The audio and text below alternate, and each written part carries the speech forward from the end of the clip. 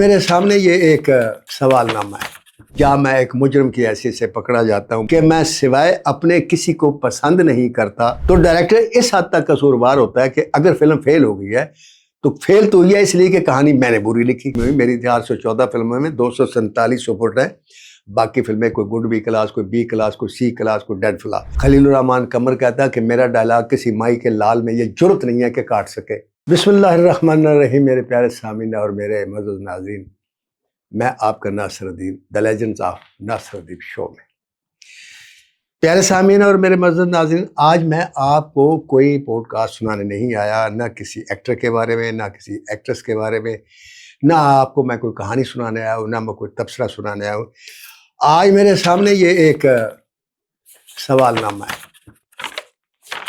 آپ حیران ہوں گے کہ سوال نامہ کہاں سے آ گیا. یہ سوال نامہ آپ کی طرف سے آیا میرے پاس. تو اس سوال نامے کو دیکھنے کے بعد میں تھوڑا کانپ گیا، اس لیے کہ سوال نامے میں میرے کردار کے حوالے سے، میرے کام کے حوالے سے، میری شخصیت کے حوالے سے بے پناہ اعتراضات، تنقید ہوئی نیگیٹو انداز میں. تو کانپ اس لیے نہیں گیا کہ تنقید کیوں ہوئی، کانپ اس لیے گیا ہوں کہ اللہ فرماتا ہے کہ قیامت کے روز ہر آدمی کے ہاتھ میں ایک اعمال نامہ پکڑایا جائے گا، اور اس نے جو کچھ کیا وہ خود ہی دیکھ لے گا، اور وہاں بھی سوال و جواب ہوں گے اور ان سوالوں کا جواب دینا پڑے گا. تو یہ بڑا مشکل مرحلہ ہے. میری دعا ہے آپ سب کے لیے، اپنے تمام مومن بھائیوں اور بہنوں کے لیے، کہ اللہ تعالیٰ آپ کے لیے قیامت کے روز انتہائی آسانیاں پیدا کرے، انتہائی آسان حساب ہو، کسی کے ہاتھ میں ایسا مشکل سوال نامہ نہ آئے کہ اس کو پسینہ آ جائے یا اس کے پاس کوئی جواب نہ ہو. تو میں آج اپنے سامعین اور ناظرین کے ان اعتراضات کا اور اس تنقید کا جواب دینے لگا ہوں جو انہوں نے مجھ پر کی ہے میرے پروگرام دیکھنے کے بعد. اب صاف ظاہر ہے جنہوں نے اعتراض کیا ہے وہ اپنے آپ کو حق بجانب سمجھتے ہیں. میں اس کا جو جواب دوں گا صاف ظاہر ہے کہ میں اپنی صفائی دوں گا. تو مسئلہ یہاں ختم نہیں ہوتا، مسئلہ ہوتا ہے فیصلے پر ختم ہوگا کہ جو انہوں نے کہا وہ ٹھیک تھے یا جو میں نے جواب دیا وہ ٹھیک تھا. کیا انہوں نے جو تنقید کی وہ صحیح تھی، یا جو میں نے جواب دیا کہ ان کی تنقید صحیح نہیں تھی وہ بات صحیح تھی. اس کا فیصلہ بھی میرے پیارے سامعین اور معزز ناظرین آپ کریں گے. آپ میں سے جو بھی اس بات کو سنے وہ اس کا جواب ضرور دے کہ میں کتنا غلط ہوں اور مجھ پر اعتراض کرنے والے کتنے غلط ہیں. تو وہ جو ہے ایک فیصلہ ہوگا کہ آیا میں اس سوال نامے سے بری ہوتا ہوں یا میں ایک مجرم کی حیثیت سے پکڑا جاتا ہوں. مجھے آپ کا فیصلہ منظور ہوگا، اس لیے کہ میرا اور میرے علاوہ جتنے بھی فنکار ہیں، وہ خواہ رائٹر ہیں، وہ ڈائریکٹر ہیں، وہ پروڈیوسر ہیں یا وہ ایکٹر ہیں، ان کا فیصلہ آپ کے ہاتھ میں ہوتا ہے. آپ ہمارے ووٹر ہیں. آپ اگر ہمیں پسند کرتے ہیں تو ہمارا نام، ہمارا وقار، ہماری قیمت، ہماری عزت، مقام بڑھتا ہے. آپ ہمیں جب ناپسند کرتے ہیں، ریجیکٹ کرتے ہیں، ہم ناکام ہو جاتے ہیں اور فیل ہو جاتے ہیں، ہمارا نام، مقام دھڑام سے نیچے آ گرتا ہے. تو اس لیے مجھے آپ کے فیصلے کا انتظار رہے گا.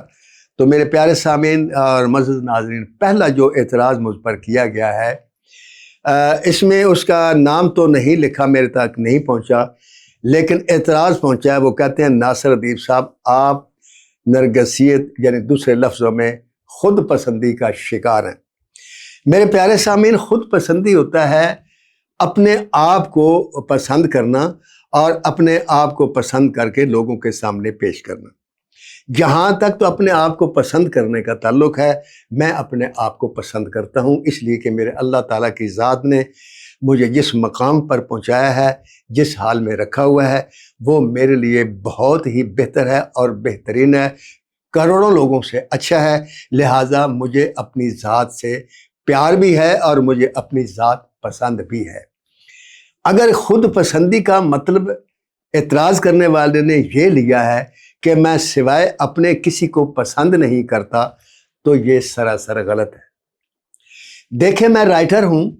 میرا جو حسد یا رشک یا مقابلہ یا پروفیشنل جیلیسی جو ہے وہ ایک رائٹر سے ہوتی ہے۔ تو میرے پیارے سامعین، میرے معزز ناظرین، میرے اسی یوٹیوب چینل کے کوئی پروگرام آپ دیکھ لیجئے گا، اس میں بھی آپ کو ملے گا کہ ایک بات میں نے ہمیشہ کہی، آج پھر دوہرا رہا ہوں، اور باوضو ہوں اور دل سے دوہرا رہا ہوں، منافقت سے نہیں دوہرا رہا، کہ میں نے الحمرہ کے ہال نمبر 2 میں بھی یہی بات کی۔ اس روز محمد پرویز کلیم کی کو ٹریبیوٹ پیش کیا جا رہا تھا۔ یہی بات میں نے پولاک میں کی، قذافی اسٹیڈیم میں، جہاں محمد کمال پاشا کو ٹریبیوٹ پیش کیا جا رہا تھا۔ یہی بات میں نے پولاک میں پھر کی، جہاں خلیل الرحمن قمر کو ٹریبیوٹ پیش کیا جا رہا تھا۔ اس وقت یہ 3 رائٹر ہیں جو ایکٹیو ہیں یا جو نامور رائٹر ہیں۔ میرے پیارے سامعین، میں نے حلف اٹھا کر اس تینوں موقعوں پر یہ کہا تھا کہ یہ تینوں رائٹر میرے سے زیادہ قابل ہیں، بلکہ ان 3 کے بارے میں نہیں، جو رائٹر کراچی میں کام کر رہے ہیں، جو فلمیں لکھ رہے ہیں، بخدا میں ان کو بھی اپنے سے زیادہ قابل مانتا ہوں۔ لیکن میں ایک بات ضرور کہتا ہوں کہ یہ بات میں نے خلیل الرحمن قمر سے بھی کہی، یہ پرویز کلیم سے بھی کہی، محمد کمال پاشا سے بھی کہی، کہ اللہ گواہ ہے، میں حلفاً کہتا ہوں آپ تینوں میرے سے قابل ہیں، لیکن آپ تینوں سے قسمت میری اچھی ہے۔ تو میرے پیارے سامعین، اس میں خود پسندی تو نہیں ہے، میں تو اللہ کے فیصلے کا اعتراف کیا، اعلان کیا۔ دیکھیں، ہر ایک نے ٹکٹ خریدا ہوا ہے لاٹری کا، چاروں نے۔ اگر لاٹری میری نکلتی ہے، ان تینوں کی نہیں نکلتی، تو یہ میری قسمت ہے، اس میں میری قابلیت کا تو کوئی دخل نہیں ہے۔ لہٰذا اگر اللہ تعالیٰ نے مجھے ایز اے رائٹر اس مقام تک پہنچایا تو یہ اللہ کی عطا سے پہنچایا۔ میں نے زندگی میں کبھی نہیں کہا کسی فلم کے بارے میں کہ اسے میں نے لکھا، اسے میں نے ایسے لکھا۔ میرا ایک جملہ ہوتا ہے کہ میں وہی لکھتا ہوں جو اللہ مجھے عطا کرتا ہے۔ میرا ایک مکالمہ ہے کہ میں اللہ کی عطا کا کاتب ہوں۔ میں تو خالی صفحہ کاغذ لے کر بیٹھ جاتا ہوں، جس کہانی کو بھی لکھنے لگتا ہوں میں اللہ سے مانگتا ہوں، اللہ مجھے عنایت کر دیتا ہے۔ پروڈیوسر کا اگر نصیب اچھا ہے، ڈائریکٹر کا نصیب اچھا ہے، مجھے اسے عزت دینا مقصود ہے، وہ مجھے بہترین کہانی دے دیتا ہے، وہ فلم سپر ہٹ ہو جاتی ہے۔ میری قسمت اچھی کیوں ہے؟ مجھے ڈائریکٹر بھی اچھے ملے۔ پاکستان کا کوئی ڈائریکٹر ایسا نہیں ہے جو میرے دور میں 73 میں پاکستان فلم انڈسٹری میں انٹر ہوا تھا۔ 8 اگست 1975 کو میری پہلی فلم وحشی جٹ ریلیز ہوئی تھی، جو کمپلیٹ فلم تھی، اور اس کے بعد سے 96 تک اور آج تک جتنے بھی ڈائریکٹر آئے، میں نے تقریباً ہر ڈائریکٹر کے ساتھ کام کیا۔ کبھی میں نے یہ نہیں کہا کہ یہ سب کچھ میں نے کیا، یہ ٹیم ورک ہے۔ ایک بات میں ضرور کہتا ہوں، وہ اب بھی کہہ رہا ہوں، کہ فلاپ بھی رائٹر ہوتا ہے اور ہٹ بھی رائٹر ہوتا ہے۔ لہذا جو فلمیں میری فلاپ ہیں، میں نے کبھی نہیں کہا یہ ڈائریکٹر نے فلاپ کی، میں نے کبھی نہیں کہا یہ پروڈیوسر نے فلاپ کی، یہ ایکٹر نے فلاپ کی۔ نہ ایکٹر فلاپ ہوتا ہے، نہ ڈائریکٹر فلاپ ہوتا ہے، نہ پروڈیوسر فلاپ ہوتا ہے۔ ہاں، ڈائریکٹر کو میں ذمہ دار اس لیے قرار دیتا ہوں زیادہ کہ ڈائریکٹر آرمی چیف ہوتا ہے ہماری ٹیم کا، وہ آل ان آل ہوتا ہے، وہ جس بات کو اوکے کرے گا وہی ہوگی، جس کو ریجیکٹ کرے گا وہ نہیں ہوگی۔ تو ڈائریکٹر اس حد تک قصوروار ہوتا ہے کہ اگر فلم فیل ہو گئی ہے تو فیل تو ہوئی ہے اس لیے کہ کہانی میں نے بری لکھی، لیکن ڈائریکٹر کے پاس یہ اختیار تھا، اس میں بھی تو اتنی سینس ہونی چاہیے تھی کہ میں کہانی جو اس کو لکھ کر دے رہا ہوں یہ بری ہے، وہ ریجیکٹ کر سکتا تھا، وہ ریجیکٹ کر دیتا، ہم نئی کہانی لکھ دیتے، اور پھر وہ ریجیکٹ کرتا، میں دوسری کہانی لکھ دیتا۔ میں پیسے بھی کبھی زیادہ نہیں مانگتا، یہ میں ہر پروڈیوسر ہر ڈائریکٹر سے کہتا ہوں کہ میرے کام سے اگر آپ مطمئن نہیں ہیں تو میں جو مجھے آپ نے پیسے دیے یہ اس وقت تک حلال نہیں ہوں گے جب تک میرا پروڈیوسر اور میرا ڈائریکٹر اس کو اوکے نہیں کر دیتا۔ تو میں تو اپنی فلاپ فلموں کو اون کرتا ہوں۔ میں نے کبھی نہیں کہا کہ اگر میری فلم فلاپ ہوئی تو میں نے یہ کہا کہ میری فلم ہٹ ہے۔ ہاں، میری فلم میں ایک خوبی تھی، اور اس خوبی میں میرا کمال نہیں تھا، حالات اور وقت کا کمال تھا۔ جس دور میں میں رہا ہوں رائٹر اور ہماری انڈسٹری عروج پر تھی، 75 سے 96 تک، آخری فلم وہ مکمل میری فلم تھی، وہ سخی بادشاہ تھی۔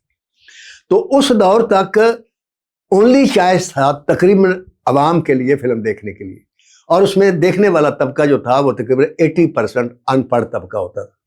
انہوں نے ہر حال میں فلم دیکھنی تھی، لہٰذا جو بری فلمیں تھیں وہ بھی دیکھی جاتی تھی، اچھی فلمیں بہت زیادہ دیکھی جاتی تھی، وہ زیادہ چلتی تھی، لیکن جو بری فلمیں ہوتی تھی پروڈیوسر کو گھاٹا وہ بھی نہیں دیتی تھی۔ میری جو 414 فلمیں ہیں ان میں ریکارڈ کے مطابق صرف ایک فلم ہے جس میں پروڈیوسر کو نقصان ہوا، وہ فلم تھی نیلم، اور وہ فلم تھی ملک احد کی، اس میں پروڈیوسر کو نقصان ہوا تھا، ورنہ کسی کو نقصان نہیں ہوا۔ لیکن فلاپ فلمیں ہوئی، میری 414 فلموں میں 247 سپورٹ ہے، باقی فلمیں کوئی گڈ بی کلاس، کوئی بی کلاس، کوئی سی کلاس، کوئی ڈیڈ فلاپ۔ لیکن اس دور میں ڈیڈ فلاپ فلمیں بھی لوگوں کا پیسہ پورا کرتی تھی۔ 70-80 لاکھ روپے کی فلم بنتی تھی، تقریباً 70-72 لاکھ روپے کی بکنگ ہو جاتی تھی، 7-8 روپے کا وہ رسک ہوتا تھا، وہ مین سے شیئر آ جاتا تھا یا سرکٹ سے پیسے آ جاتے تھے، 300 سینما تھا اس وقت۔ تو میرے پیارے سامعین، اس لیے یہ جو خود پسندی کا میرے میں الزام لگا، یہ تو خود پسندی حد سے بڑھ جائے، تکبر آ جاتا ہے۔ پھر اس میں آدمی کہتا ہے جو میں نے لکھا ہے وہ حرف آخر لکھا ہے۔ میں نے تو حرف آخر بھی کبھی نہیں لکھا۔ خلیل الرحمن قمر کہتا ہے کہ میرا ڈائلاگ کسی مائی کے لال میں یہ جرت نہیں ہے کہ کاٹ سکے، لیکن میں برملا کہتا ہوں کہ میرے ڈائلاگ کئی دفعہ کاٹے گئے، کئی دفعہ تبدیل کروائے گئے، اور میں نے کیے۔ کیوں کہ میں جیسے کہتا ہوں کہ میں تو اس کی عطا کا کاتب ہوں، وہ جو کہتا ہے میں لکھ دیتا ہوں۔ اگر ڈائریکٹر کہتا ہے نہیں یار اس سین کو چینج کر دو، میں چینج کر دیتا ہوں، کیونکہ ڈائریکٹر کے پاس یہ اختیار ہوتا ہے۔ تو لہٰذا میں خود پسند نہیں ہوں میرے بھائی۔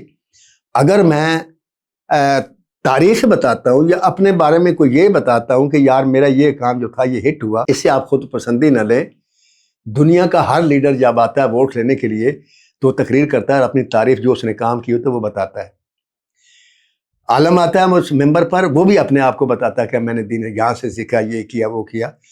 تو میں جو اگر کہتا ہوں کہ اپنے کام کے بارے میں کہتا ہوں کہ میرے کام کا یہ رزلٹ تھا، اچھا ہوا یا برا ہوا، اس میں خود پسندی کہاں سے آگے مجھے یہ بتائیں۔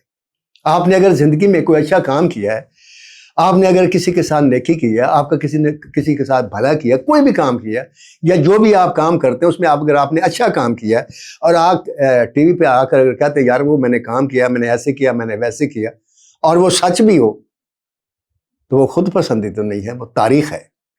تاریخ سچ بولتی ہے، تاریخ میں تاریخ بھی ہوتی ہے، تاریخ میں تنقید بھی ہوتی ہے۔ میں تو تنقید کا عاشق ہوں، کیونکہ میرا ہی مکالمہ ہے کہ انسان تعریف سے مکمل نہیں ہوتا، تنقید سے مکمل ہوتا ہے۔ آپ اپنی تنقید جاری رکھیے۔ آپ کے پہلے اعتراض کا میں نے جواب دے دیا ہے، فیصلہ ناظرین کریں گے کہ کیا میں خود پسندی کا شکار ہوں یا میں ایک عاجز اور مسکین آدمی ہوں۔ اللہ حافظ۔